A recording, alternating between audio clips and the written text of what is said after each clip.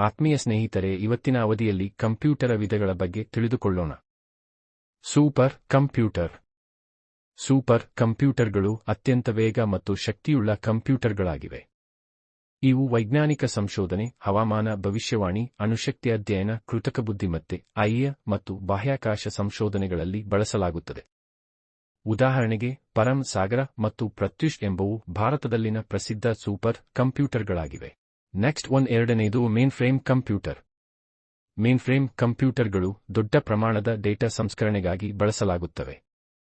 ಬ್ಯಾಂಕ್ಗಳು, ವಿಮಾ ಕಂಪನಿಗಳು, ರೈಲು ಇಲಾಖೆ ಮತ್ತು ದೊಡ್ಡ ಸರ್ಕಾರಿ ಸಂಸ್ಥೆಗಳು ಇವುಗಳನ್ನು ಬಳಸುತ್ತವೆ. ಇವು ಹಲವು ನೂರಾರು ಬಳಕೆದಾರರನ್ನು ಒಮ್ಮೆಲೆ ಸಂಪರ್ಕಿಸಲು ಮತ್ತು ದೊಡ್ಡ ಡೇಟಾಬೇಸ್ಗಳನ್ನು ನಿರ್ವಹಿಸಲು ಶಕ್ತವಾಗಿವೆ. ನೆಕ್ಸ್ಟ್ ಒನ್ ಮೂರನೆಯದು ಮಿನಿ ಕಂಪ್ಯೂಟರ್. ಮಿನಿ ಕಂಪ್ಯೂಟರ್ಗಳು ಮಧ್ಯಮ ಪ್ರಮಾಣದ ಕಂಪ್ಯೂಟರ್ಗಳಾಗಿದ್ದು ಸಣ್ಣ ಸಂಸ್ಥೆಗಳು ಅಥವಾ ಶಿಕ್ಷಣ ಸಂಸ್ಥೆಗಳಲ್ಲಿ ಬಳಸಲಾಗುತ್ತದೆ.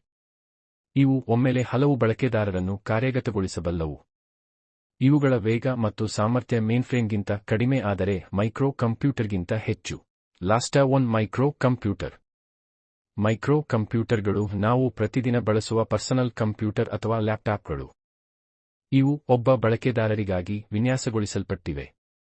ಶಿಕ್ಷಣ, ವ್ಯವಹಾರ, ಮನೆ ಬಳಕೆ, ಆಟಗಳು ಮತ್ತು ವಿನ್ಯಾಸ ಕಾರ್ಯಗಳಿಗೆ ಇವು ಅತ್ಯಂತ ಉಪಯುಕ್ತ. ಇವು ಕಡಿಮೆ ಬೆಲೆಯುಳ್ಳ, ಸುಲಭವಾಗಿ ಬಳಕೆ ಮಾಡಬಹುದಾದ ಕಂಪ್ಯೂಟರ್ಗಳು.